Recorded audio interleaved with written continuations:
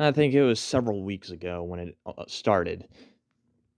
The electronics in my house started flickering on and off. At first, it was just a minor annoyance. I'd be on the internet and my computer would shut down. Or I'd be cooking something in the oven and it'd turn off the halfway through. I called an electrician who said that the wiring in my house was in tip top shape. Not believing him, I called several more electricians, who all of whom said the same thing. I tried using less electricity in the house, thinking I was overloading it. Eventually, I learned to live with it. What sparked my attention was when my coworkers began to complain of the same thing. The woman in the cubicle over from the mine confided in me that her iPod had died with a full battery, then resumed working minutes later. Soon, we were hearing bits and pieces on the news. Told us that the problem would be fixed soon and nothing more. I soon found out that our area afflicted many areas across the country, and later I'd find out across the world were being affected. Things began to get worse. By now, many were used to just one or two of their electronic devices not working at once, but when they began to shut all of them at once and then not work for hours on end, the panic grew. There was no explanation. The media couldn't tell why, the electricians couldn't tell us why. Then the generators started failing. Most schools and office buildings and even some private homes have generators for when the electricity goes out. The generators were working just fine, and then, like their electronic relatives, they began to not work. Children had to go to school in complete darkness on some days. I even remembered having to navigate my way through my office building with a flashlight. Before the flashlight stopped working, of course. When the light stopped turning back on, people began to panic. No matter what was done, some homes were completely left in the dark. Panic set in. Without any media access, people were quite literally in the dark about things. Then the madness started. People screaming that they were hearing or seeing things. The woman in the cubicle over from mine had a manic episode. I assumed that it was fairly bad, because she stapled her own eyelids, or so I heard. By then, our building had completely lost power. Society began to break. Electronics keep our species in touch, in the light, and entertained. Without these things, we weren't seeing what was happening in the world. I stopped going to work. No one was really going anywhere anymore.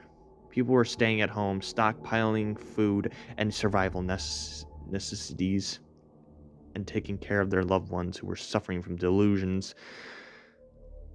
During the day, the only time that there was light now, I saw a man collapse on my lawn. I rushed out to help him, but as soon as I got near him, started screaming and clawing the air. "Oh God, the lights! We need the lights! Turn them back on, please!" I was afraid to approach him. I took a few steps closer until what he said stunned me. "They'll come if we don't have the lights.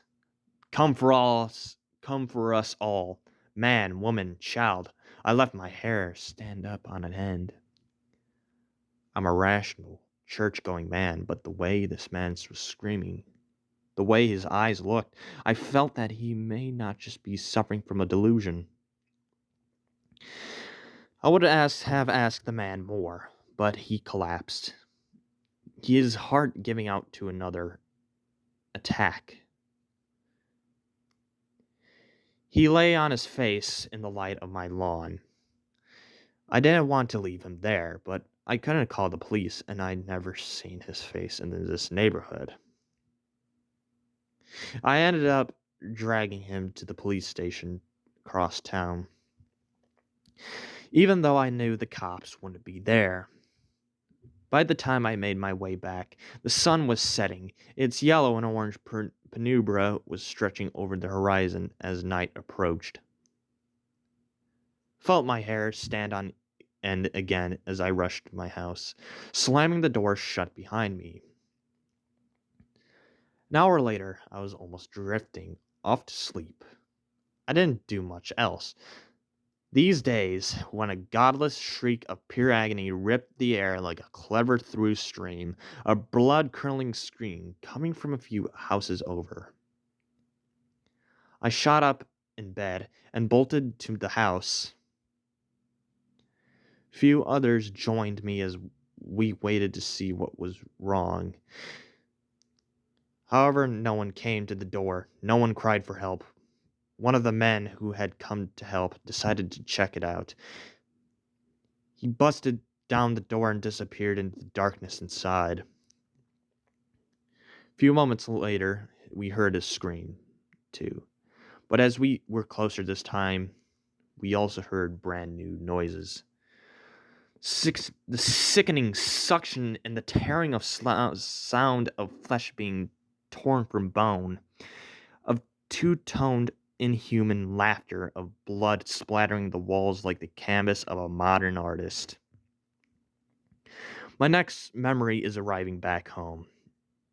If I think deeply on it, I remember seeing one of them through one of the house's windows. It's just bright golden eyes, of course. The being itself was black, matching the darkness it lives in. Of course, it didn't have those teeth. Oh God, those teeth! When it smiled at me through that window, I saw them. Shiny and white and smart, the entrails of the innards of the victims hanging from them like streamers, and now here I am, locked myself in my room, with only the moonlight from my yellow circular window to guide my pen as I write this. The panic outside is audible. They're trying to fight whatever that monster was, but failing. I heard more and more screams, as those were too brave or too stupid. One part brave, two parts fool. To run, attack the beast. I'm almost certain that if I looked, I would dry heave. The scent of blood was almost pungent in the air, even at this height. Could they really take pleasure in killing these humans? What kind of monster would enjoy that? More crunching of bones, more blood staining on the streets. It's all I've had the pleasure of listening to for the past hours. I'm surprised I haven't even completely lost my goat yet. I've had time to think, too. This is why we were afraid of the dark. These things are the dark, the worst of it. They're the reason that children had to sleep with the nightlight on. Light kills them. That's why they don't attack during the daylight or whenever there's the smallest amount of light even coming from a computer screen. They're careful about appearing to humans. It's not the mealtime, of course, but now I know why everyone's afraid of the dark when they're a kid. I remember now seeing one of them out of the corner of my eyes when I was 5 years old. My mother told me when I just seeing things that it wasn't real, it didn't exist. If I can hold out for a few more hours, daylight will come. Maybe help will come, but they won't be able to attack me. I'll be safe, but that probably won't happen, since I can hear them downstairs now. I can hear them as they run through the rooms. I can hear them as they run through the rooms, searching for their next game. Next kill, next feast, they're knocking over tables and chairs, tearing up the walls. They're coming for me, and the deadbolt locked door isn't going to hold them off. I'm going to suffer the same fate as those people in the streets. The quiet thud of my pen dropping onto my bed jolts me upright. Toss the padded paper aside, grabbing onto the chef's knife that I had taken upstairs with me. I wait.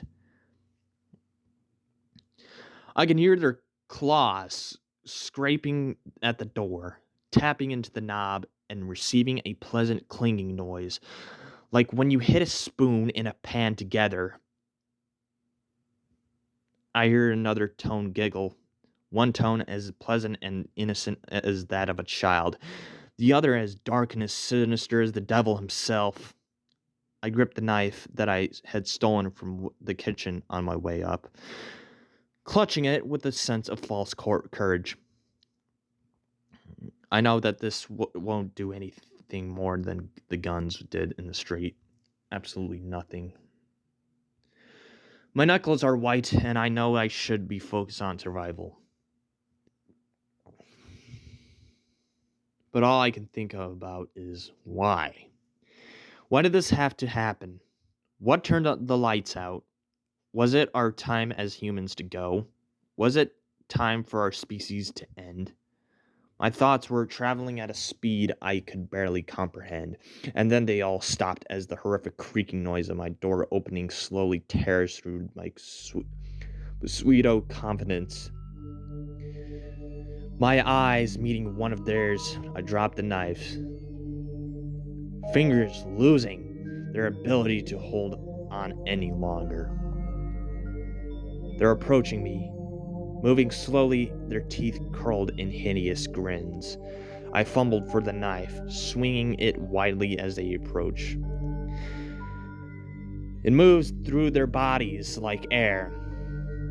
It's funny that the last thing I remembered is my mother telling me that they aren't real, that they don't exist, and you can't kill whatever doesn't exist.